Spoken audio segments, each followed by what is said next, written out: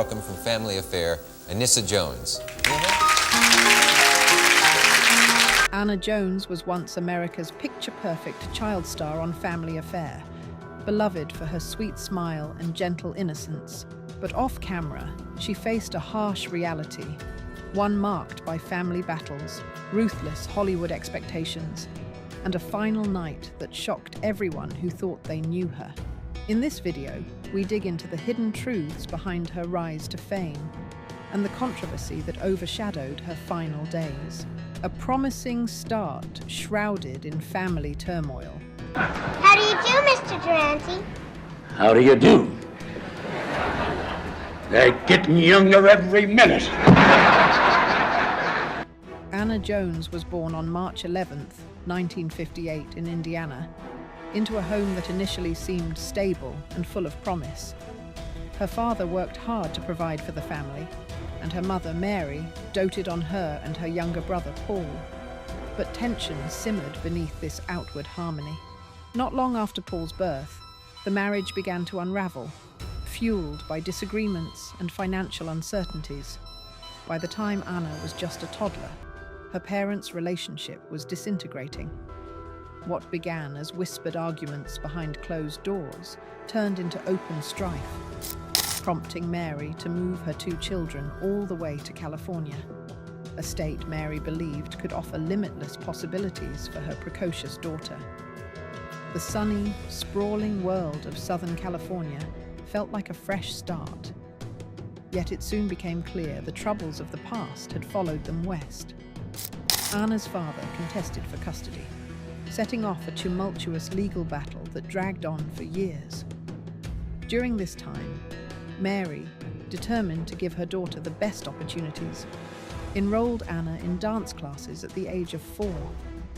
Even as chaos surrounded their family unit, Mary believed that her bright little girl had the talent and charisma to become a star.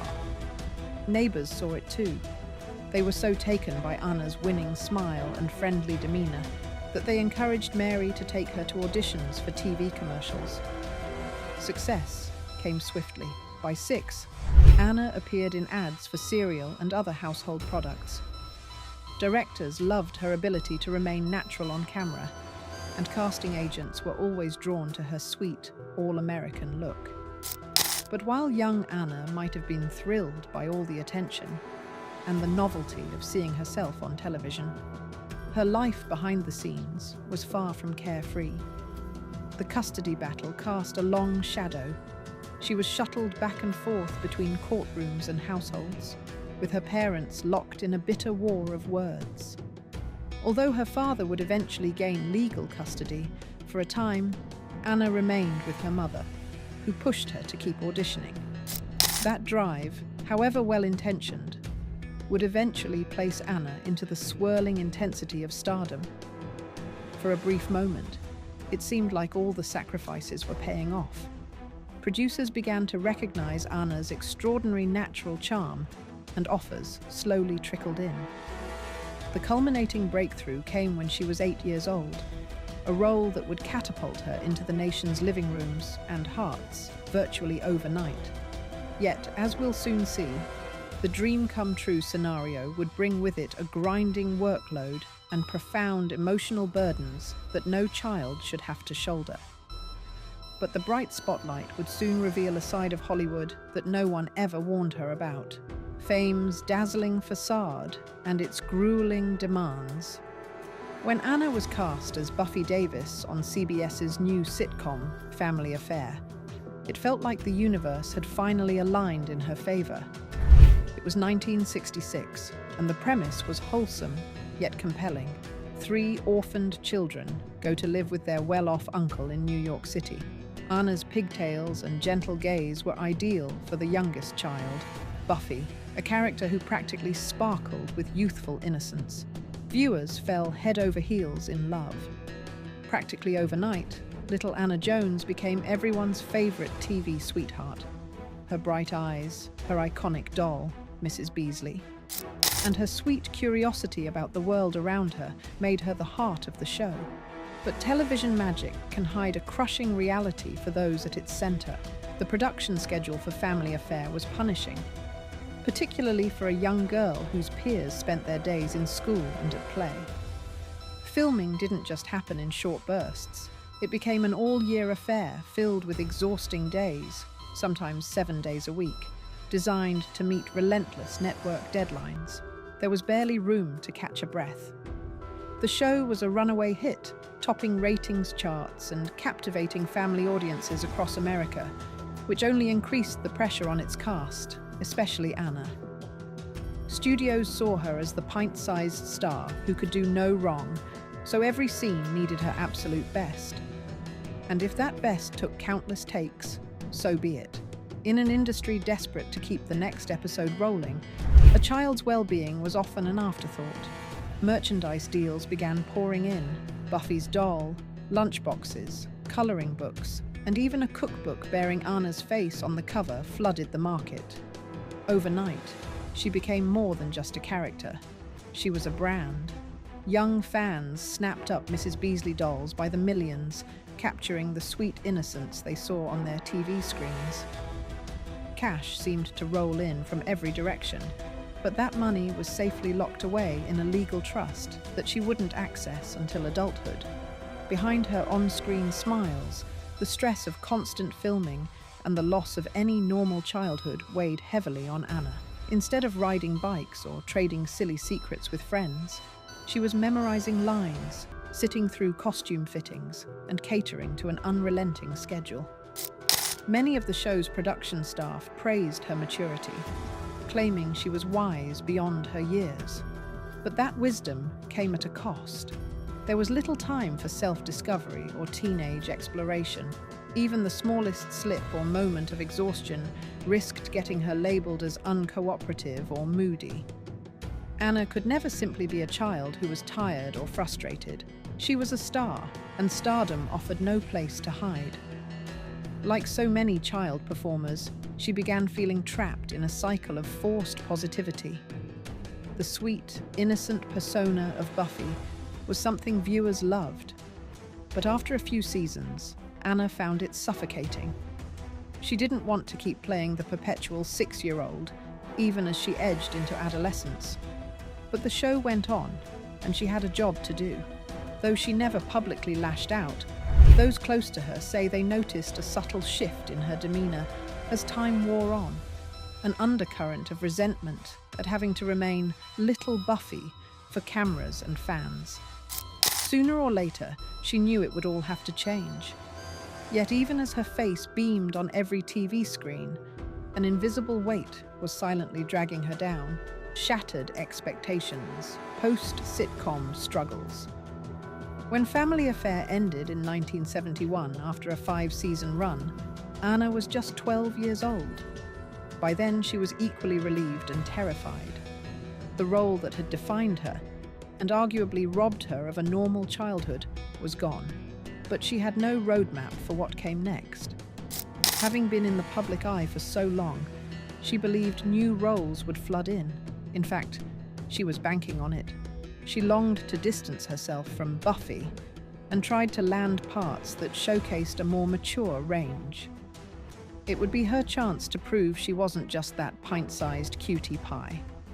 But the industry she had grown up in proved merciless.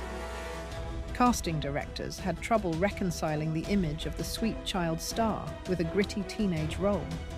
When she auditioned for the lead in The Exorcist, the film's producers simply could not picture the beloved Buffy playing a tormented, demon-possessed girl. The part went to Linda Blair, whose performance would become legendary. Disappointed but undeterred, Anna aimed even higher, reading for Martin Scorsese's Taxi Driver. Trying out for the role of Iris, a teenage street worker, was a radical departure from the squeaky clean persona that millions of viewers still associated with her. But once again, she was passed over. The role went to Jodie Foster, and the film became an instant classic. Feeling the sting of rejection, Anna realized just how strong typecasting could be. The more she tried to shed her childlike image, the more the industry refused to see her as anything else. Worse, the audience that adored her as a fresh-faced kid no longer seemed interested. She was a teenage girl now, and the novelty was wearing off. Hollywood had a knack for chewing up young talent and discarding it once the next new face arrived. Unable to land meaningful roles, Anna's frustration grew. She found her days heartbreakingly empty compared to the jam-packed schedules she'd known. Without scripts to memorize or sets to report to, she wrestled with a haunting question. Who was Anna Jones if she wasn't Buffy? Instead of having the chance to organically figure out teenage life, she was stuck between identities, too old to be the cute child star and too young to be taken seriously as an adult. Friends from her old neighborhood remember seeing a shift in her personality. She began talking about seeking thrills and chasing excitement in ways that had nothing to do with acting. Harmless outings and parties soon escalated into riskier behavior. What started as a curious sip or two at a high school get-together opened the door to more troubling substance use. As film opportunities dried up, she tumbled into an emotional freefall that had been brewing for years, spurred on by the sense that her once-adored presence was no longer special in Hollywood's eyes. And just when she thought a little rebellion might help her break free, she found herself slipping further from everything familiar. Reckless rebellion and growing desperation. Anna's teenage years were a kaleidoscope of questionable decisions and personal upheavals. After the disappointment of her failed auditions, she sought comfort in partying and thrill-seeking. Though she was still recognized on the street by fans who remembered her from Family Affair, the novelty of that adoration quickly wore off for her. It wasn't the kind of recognition she craved. It only reminded her of the professional closure she couldn't seem to achieve. At home, her mother grew more and more concerned. Anna would often vanish for several days without a call. Mary, uncertain of her daughter's whereabouts and anxious about her new crowd of friends, filed multiple missing person reports with local police. Her father, who had eventually gained official custody following the protracted divorce battle, passed away in March of 1974, just days before Anna's 16th birthday. The timing was a deep emotional blow. Though their relationship had been complex, that final loss robbed her of an anchor she might have leaned on during such a turbulent period. Without proper guidance or a sense of stability, she was left to deal with grief in her own makeshift ways. Some days, she tried to distract herself by looking for normal jobs, a server here, a sales associate there. But none of these stuck for long. The monotony of a traditional 9-to-5 lifestyle couldn't hold her attention, and she eventually turned to quick fixes for her emotional pain.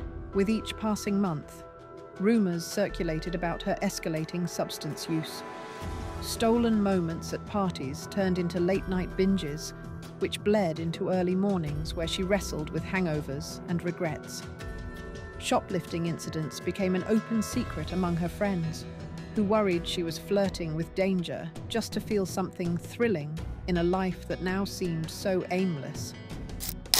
Most heartbreakingly, the good-natured girl who once insisted her brother receive any gift she did was slipping away, replaced by someone embittered and reckless. Some acquaintances from her Family Affair days tried to offer help, but Anna felt she had outgrown them or that they couldn't possibly understand. Those around her sometimes described her moods as a pendulum swinging wildly. One day she'd be hopeful and talk about new acting opportunities. The next, she'd be sullen and unreachable, confiding that she felt the world was closing in on her. If there was one consistency in her life at this time, it was that things seemed to be moving from bad to worse. Behind every party invitation, there were new temptations, and behind every closed door, a fresh reminder of how lost she felt. The bright lights of Hollywood had dimmed, leaving her to navigate an adulthood she was never properly prepared for. And she was about to stumble onto a path she could never return from. Little did anyone realize how fast she would push those boundaries, or that the final tipping point was right around the corner. The 18th birthday, windfall, and final downward spiral. When Anna turned 18 on March 11th, 1976, she suddenly gained access to the money she'd earned during her child star years, funds that had been carefully locked away in a trust by industry regulations. It was a considerable sum, a testament to Family Affair's phenomenal popularity. For many young adults, such a windfall might have been a head start on a stable future, college tuition, or a step toward entrepreneurship. But Anna's emotional state was precarious. She felt disillusioned, jaded, and unmoored. Faced with so much cash, she saw an opportunity to chase even bigger highs, telling friends she could finally party without limits. Suddenly, the weekend gatherings that once featured a few drinks or mild partying became full-blown benders. Friends, some older, some barely teenagers, watched her finances evaporate in a matter of months. Gone were the days when her mother's strict guardianship might have placed a cap on her behavior. Now, Anna had the freedom to do whatever she wanted, and with that freedom came a host of bad influences. During one late summer weekend in August 1976, she decided to join her boyfriend and other companions for a trip to Oceanside, California.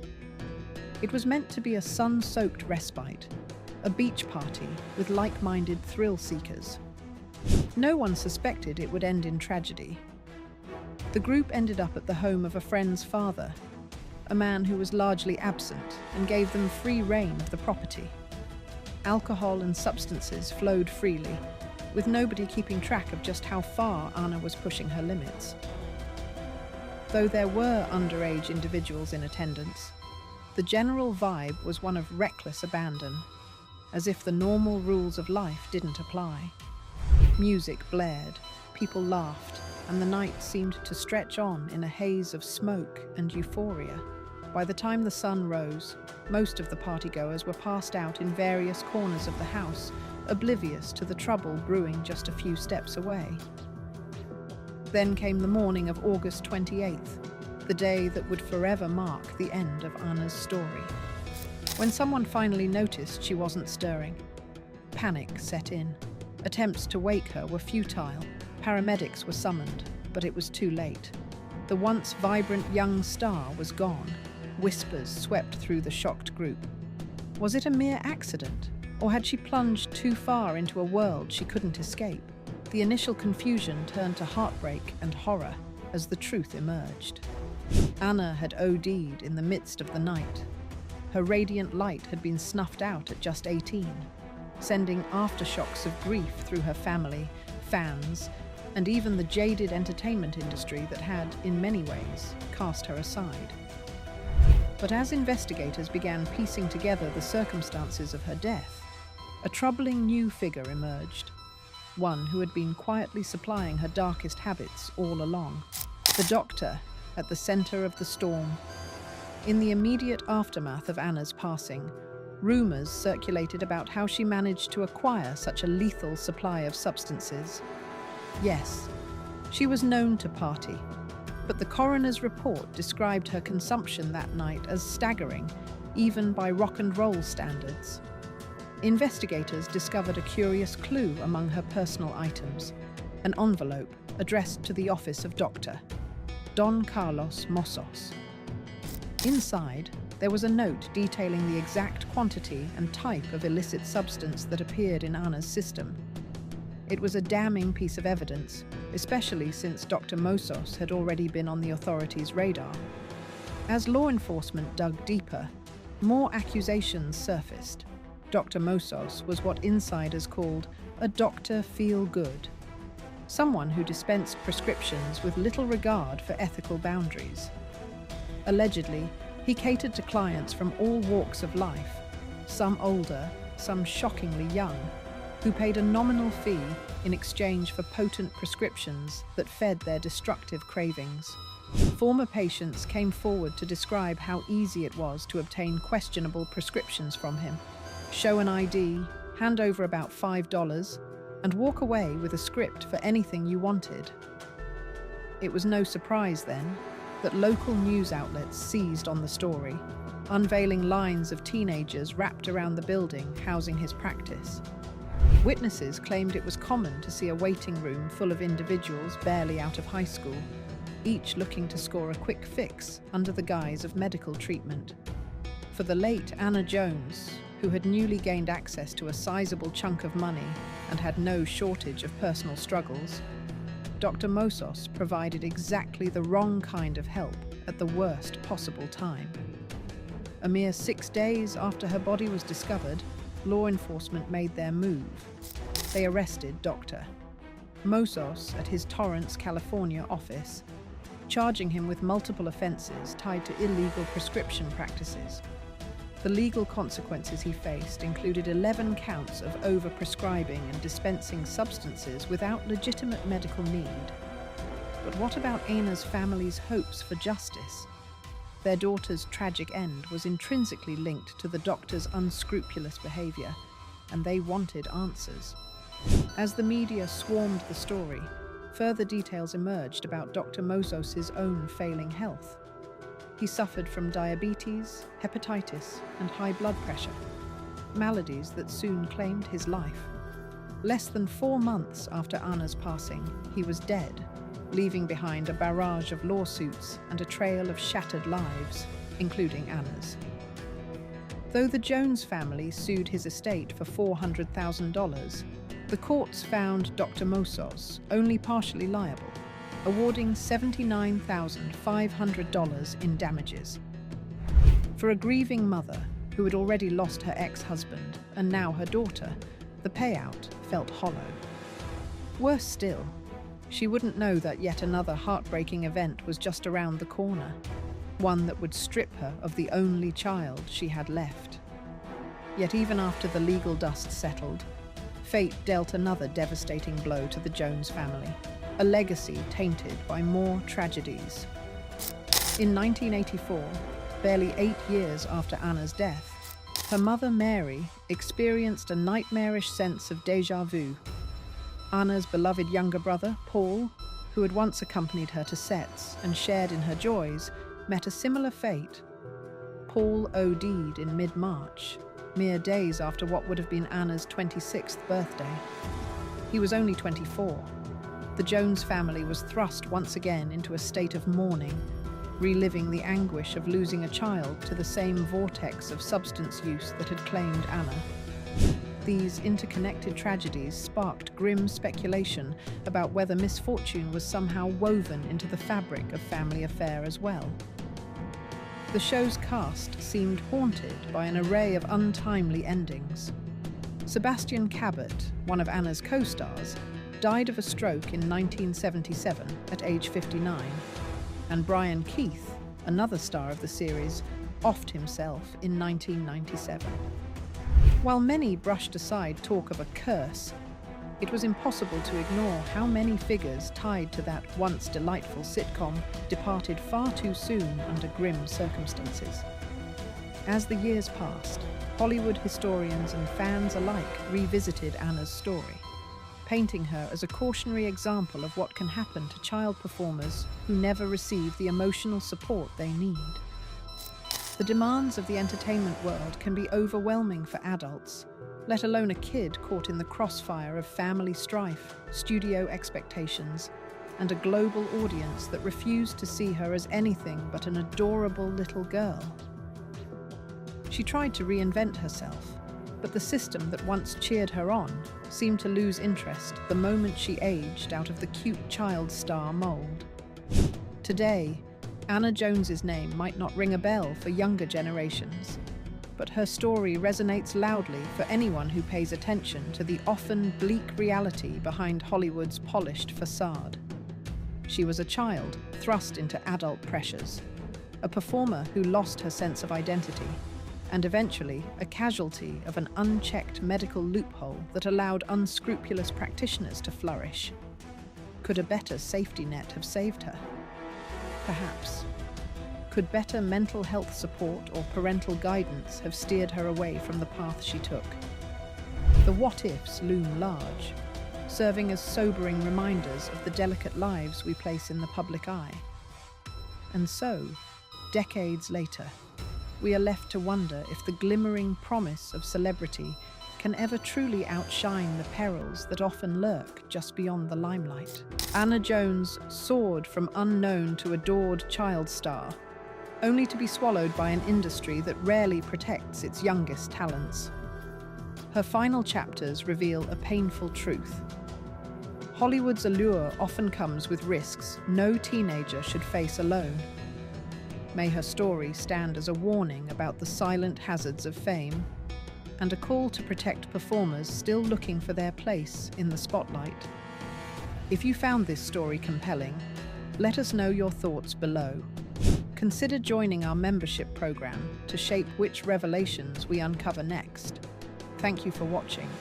And remember, behind every bright smile in the entertainment world, there might be struggles nobody sees until it's too late.